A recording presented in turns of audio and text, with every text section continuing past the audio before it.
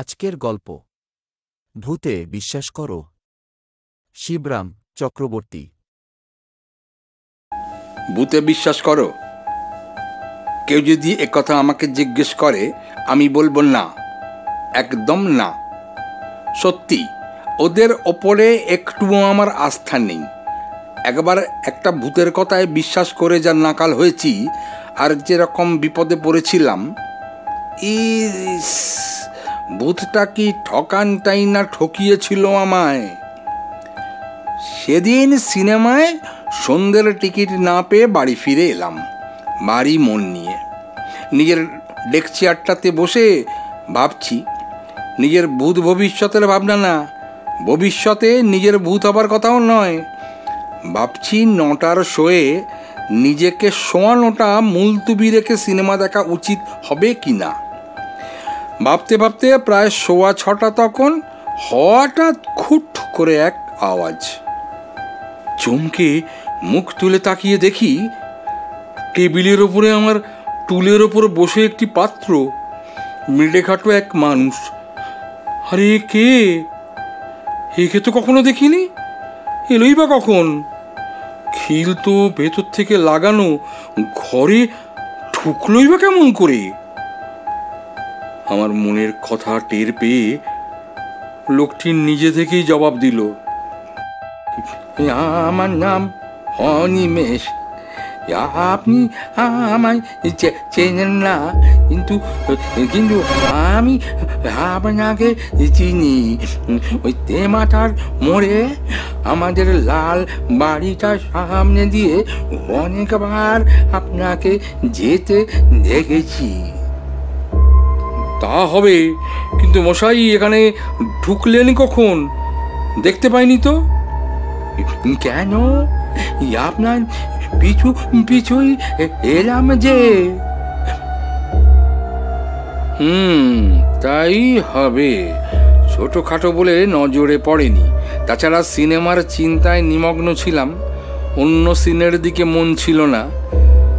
সারা 1.5 ঘন্টা লাইনে খাড়া থেকে টিকিট না পেলে যা হয়, চোখ কান বলে কিছু থাকে না।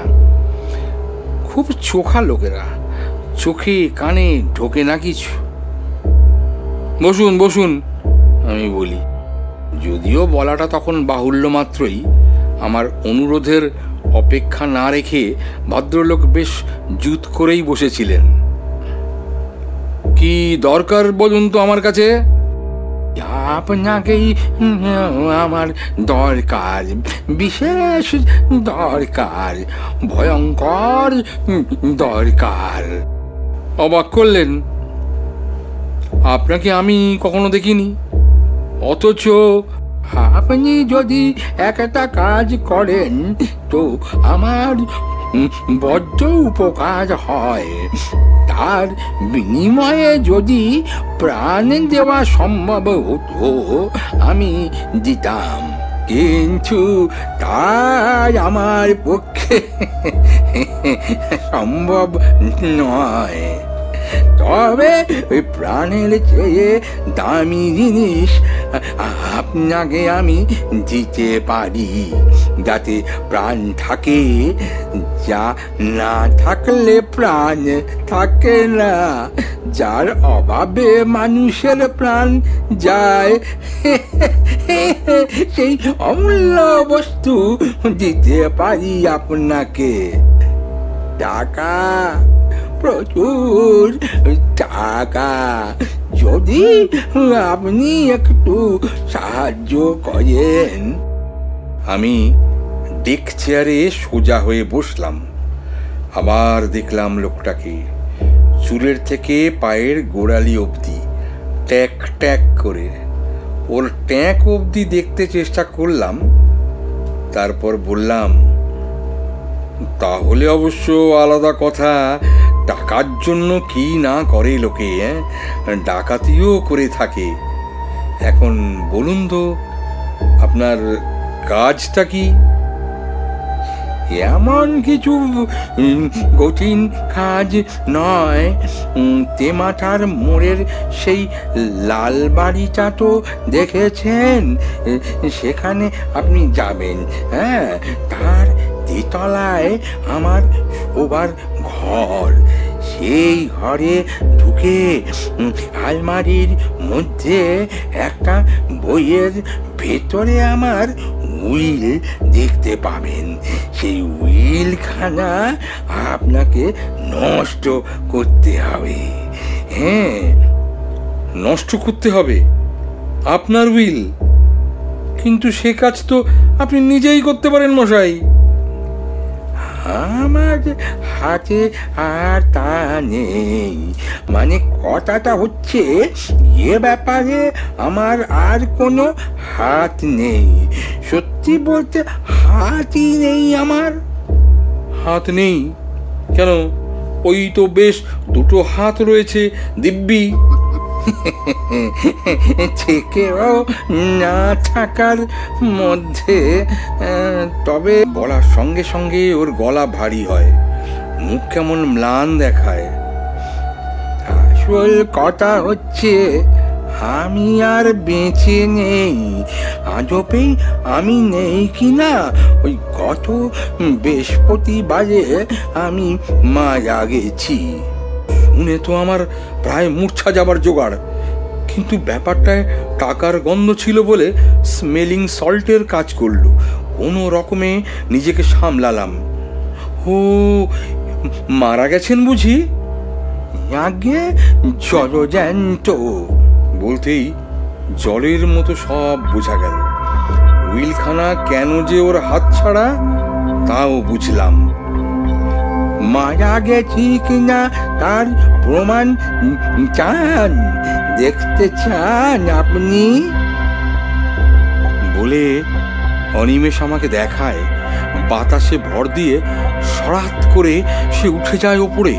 টুলের থেকে উড়ে কড়ি কাঠে গিয়ে ওঠে। জমিদার থেকে বর্গাদার হয়ে দাঁড়ায়। আমার চোখও কড়ি কাটে ওঠে। নামুন, করছেন কি? ভদ্রভাবে বসুন, ভালো হয়ে লক্ষ্মীটির মতন। বলতে না বলতেই ও ছাদের ভেতর দিয়ে গলে যায়। মাথাটা ওর গলিয়ে দেয় ওপারে। কাঁধের ওধারটা আর আমার চোখে পড়ে না, দৃষ্টির বাইরেই চলে গেছে বিভাগ। খালি ধরের আধখানা এই ধারে ঝুলে থাকে। সে এক বিশ্রী দৃশ্য, যার পরনাই খারাপ। দেখে তো আমার মূর্ছা যাবার মতো হয়। আমি অস্ফুট আর্তনাদ করি, আর আমার আর্তস্বরে তারপরে সে এই ধারে আসে। মাথা বার করে কড়িকাঠ ধরে ঝুলতে থাকে। ত্রিশঙ্কুর মতোই ত্রিশূন্যে দাঁড়িয়ে থাকে, আমার সংখ্যা 3 গুণ বাড়িয়ে। নেমে আসুন, নেমে আসুন চট করে। অমন নহুষের প্রেতাত্মার মতো করবেন না, আমি বেহুশ হয়ে পড়বো তাহলে। এমনিতেই ভূতে আমার বড্ড ভয়। অবশ্যই সত্যি বললে শুধু ভূতে হয়তো ততটা ভয়ের নয়, কিন্তু ওদের ভূতুরে কাণ্ডেই তো মানুষ ভয় খায়। এমনিতে তো কতই না ভূত জীবাণুর মতো আমাদের চারপাশে ঘুরছে, কিন্তু কিলবিল করলেও তা জানা যায় না। কিন্তু তাদের কিল খেলে কি অন্যভাবে তারা জানান দিলেই জান যায়। বড় বড় বীররাও ভিড়মি খান তখন।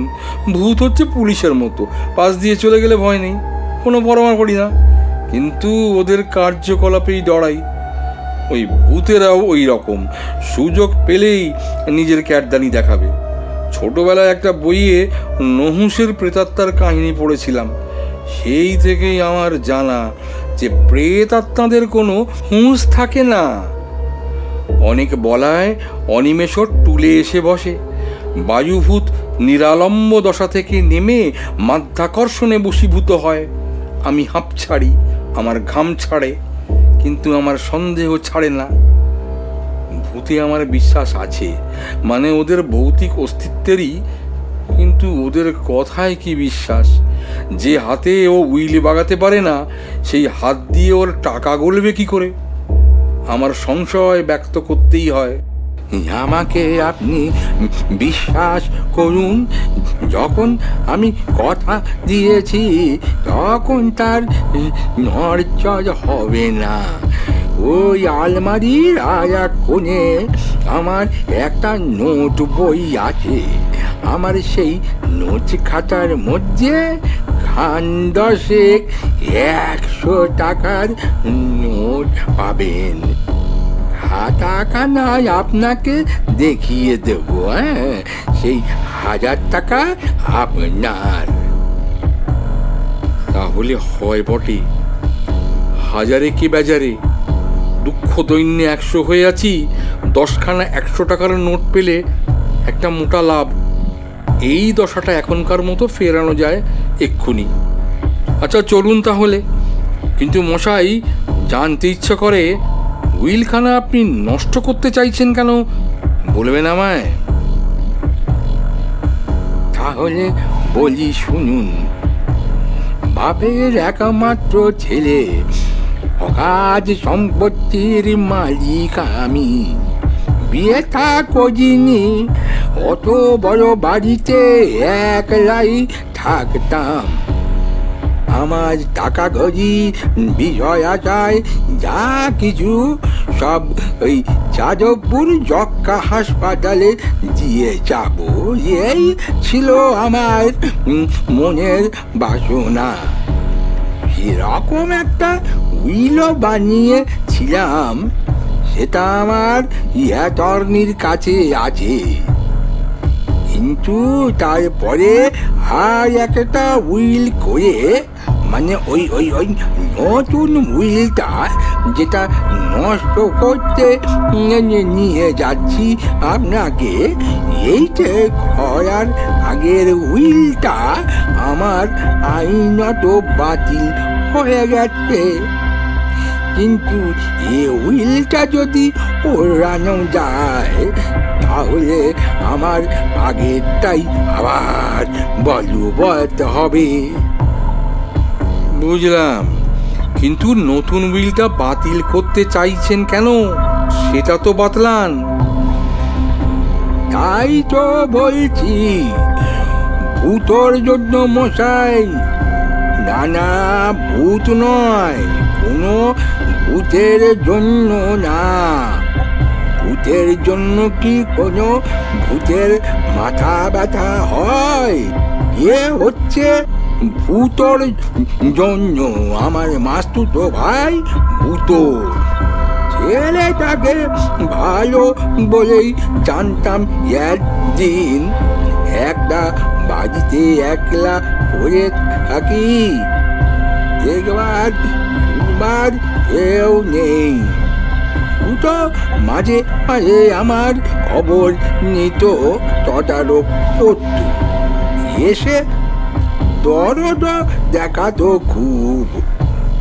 এবার অসুখে পড়তে ভাবলাম যে হাসপাতালেই যাই, সেখানে না হয় কেবিন ভাড়া নিয়ে থাকবো, বেশ হবে। কিন্তু ভূত বাধা দিল। অযাচিত এসে নিজের থেকে আমার সেবার ভার নিলে, আর এমন সেবা যত্ন করতে লাগলো যে আমি প্রায় সেরে উঠলুম।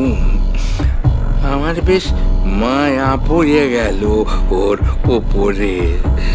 সেই অবস্থায়, সেটা মনের কি অবস্থা আপনাকে বলে বোঝাতে পারবো না। সেই মায়ালু অবস্থায় দেখলাম চেহারাটা ওর গুন্ডার মতো চোয়ারে হলেও ভেতরটা ওর মাখনের মতো মোলায়েম। তখন ওর প্রতি আন্তরিক মমতায়, ওর স্নেহের প্রতিদান দিতেই যদি আমি মারা যাই, তাহলে আমার সব কিছু ওই পাবে, এই রকম একটা উইল আমি বানালাম। জানালাম ভূতকে। আর এইটা করার পর থেকেই অসুখটা আমার বেঁকে দাঁড়ালো কেমন যেন। কোথা এক বড় ডাক্তার ডেকে আনলো। তিনি দেখে শুনে বললেন, ভয়ের কিছু নেই, ওষুধে আর সেবাতে সেরে উঠবে, কিন্তু খবরদার ঠান্ডা যেন না লাগে। ঠান্ডা লাগলেই এ রুগীকে আর বাঁচানো যাবে না। শুনেই ভূতর চোখে যে ঝিলিক খেলছে দেখলাম, তাতেই আমি ঠান্ডা মেরে গেছি। হাড় হিম হয়ে গেছে আমার। বুঝলাম যে পুরোপুরি ঠান্ডা হওয়ার আমার আর দেরি নেই। টের পেলাম সেই রাত্রিরেই। আগের এই হাড় কাঁপানো কনে কনে শীতে চারধারের জানলা সে খুলে দিল। গায়ের লেপ তুলে নিল আমার। তারপরে যা হবার তাই হয়েছে। ডবল নিউমোনিয়া হয়ে আমি মরে গেছি।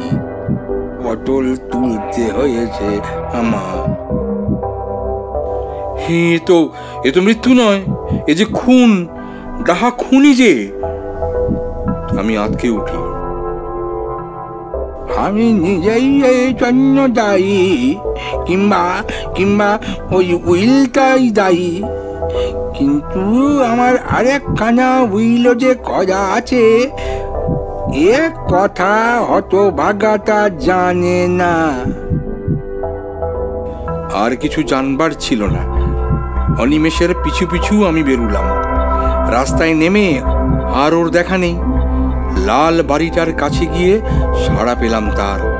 সদর দরজায় প্রকাণ্ড এক তালা ঝুলছে। খড়খড়ি জানলা সব ভেতর থেকে আঁটা। কোথাও কোনো ফাঁক নেই সেঁদুবার। ঢুকি কি করে আপন মনেই বলছি। পাশের গ্যাসের বাতিটা ফিসফিসিয়ে উঠল। পেছনের দিকের একটা খড়খড়ির পাল্লা ভাঙা, তার ভেতর দিয়ে আঙুল গলিয়ে ছিটকিনি খোলা যায়।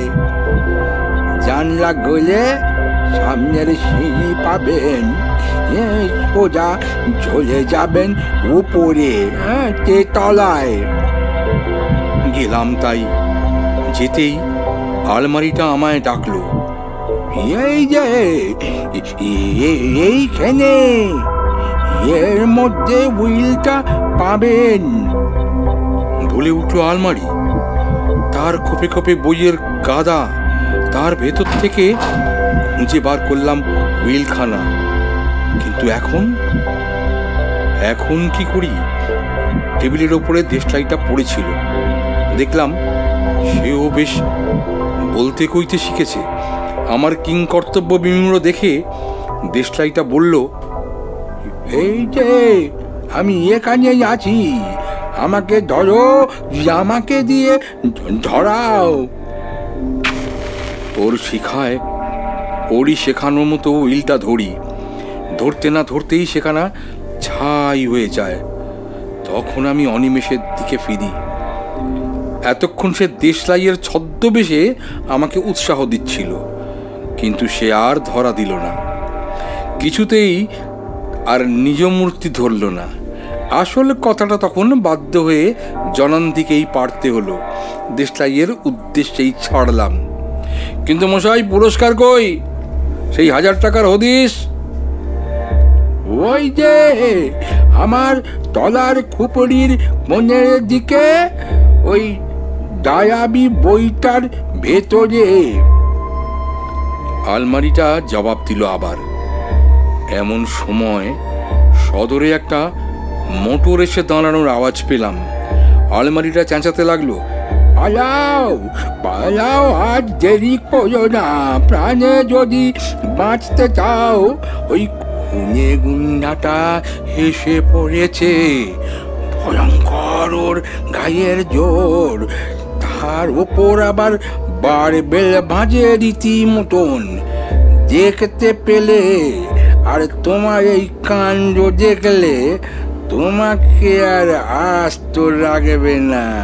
মেরে ভূত বানাবে তা কিন্তু বলে রাখছি, ভূত এলো বললে। জুতোর শব্দ শোনা যায় নিচের তলায়। ডায়াবি বইটা বাগিয়ে নিয়ে আমি দুদ্ধার করে নামি, সিঁড়ি ভেঙে টপ করে পিছনের ভাঙা জানলার দিকে যাই, তার ফাঁক দিয়ে টপকে যাই। তারপর এক রাম ছুট লাগাই, হাঁপ ছাড়ি বাড়ি ফিরে। বাবা, যা ফাঁড়াটা গেল, আরেকটু হলেই গেছিলাম। ভূতোর হাতে মার খেয়ে ভূত হতাম এতক্ষণে, আর ভূতোর হতো 2 নম্বর আরেকখানা খুন। আজ আবার ছিল আর এক বৃহস্পতিবার।